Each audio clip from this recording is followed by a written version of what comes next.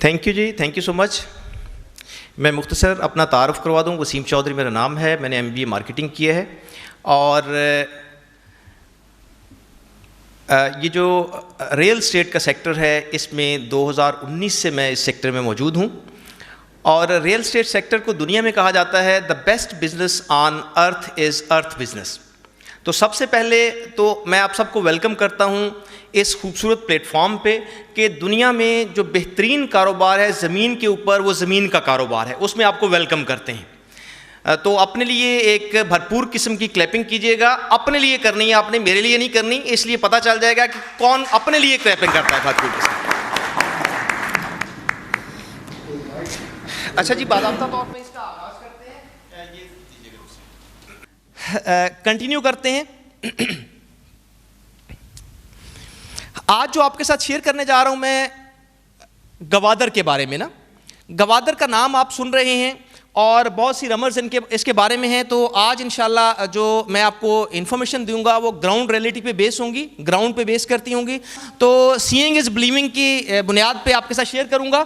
गवादर जो है ये ज़िला है, डिस्ट्रिक्ट है बलूचिस्तान की, बलूचिस्तान का ज़िला है ये। और बलूचिस्तान जो है ये रकबे के लिहाज से पाकिस्तान का सबसे बड़ा सूबा है। 47% जो पाकिस्तान का रकबा है वो बलूचिस्तान के पास है, यानी पूरे पाकिस्तान का जो आधा है, 47 अप्रॉक्सीमेटली आधा होता है, जो आधा है वो बलूचिस्तान है और बाकी आधे में जो है वो पूरा पाकिस्तान है। यानी अगर गिलगित बल्तिस्तान को मिला दिया जाए तो 4 सूबे जो हैं बाकी आधे में हैं। तो आबादी के लिहाज से ये सबसे छोटा सूबा है, 2.25 करोड़ टोटल सूबे की आबादी है, लेकिन जो रकबे के लिहाज से पाकिस्तान का सबसे बड़ा सूबा है, आधा पाकिस्तान है। तो गवादर जो है ये एक ज़िला है और गवादर एक पोर्ट सिटी है। ये नेक्स्ट स्लाइड कीजिएगा।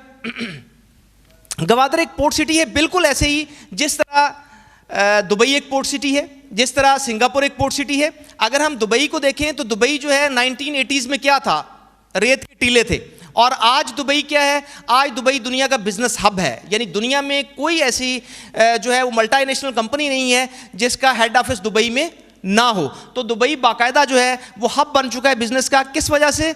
पोर्ट की वजह से। और इसी तरह अगर हम सिंगापुर को देखें तो सिंगापुर भी जो है वो एक पोर्ट सिटी है, लेकिन सिंगापुर था क्या? सिंगापुर मलेशिया का हिस्सा था और एक दलदली इलाका था और मलेशिया के ऊपर बर्डन था। मलेशिया ये समझता था कि मेरे ऊपर बर्डन है क्योंकि मुझे हर साल जो है इसके लिए अलहदा बजटिंग करनी पड़ती है, अलहदा इसके लिए जो है बजट रखना पड़ता है, यहाँ से कोई रेवेन्यू जनरेट नहीं होता।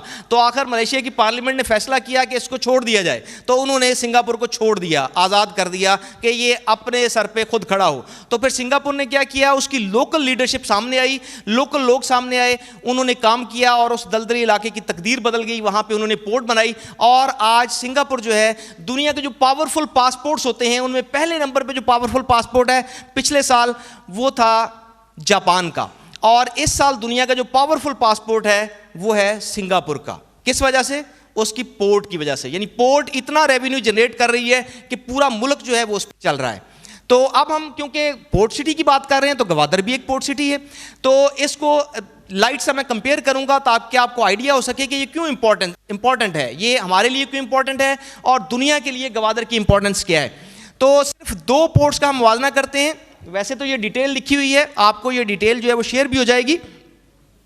तो इसमें पोर्ट वाइज अगर हम देखें तो कोई भी पोर्ट जो है, पिछली स्लाइड, कोई भी पोर्ट जो है वो बेस करती है 2 चीज़ों पे। एक होती है उसकी डेप्थ, गहराई, यानी पोर्ट जो है वो कितनी गहरी है, वहाँ पे समंदर जो है वो कितना गहरा है, पानी कितना गहरा है।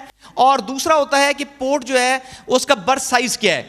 तो गवादर पोर्ट जो है इसकी जो गहराई है गवादर पोर्ट की वो है 18 मीटर ना, और जो दुबई पोर्ट की गहराई है वो है 9 मीटर। यानी दुबई पोर्ट से हमारी जो गवादर पोर्ट है वो डबल है।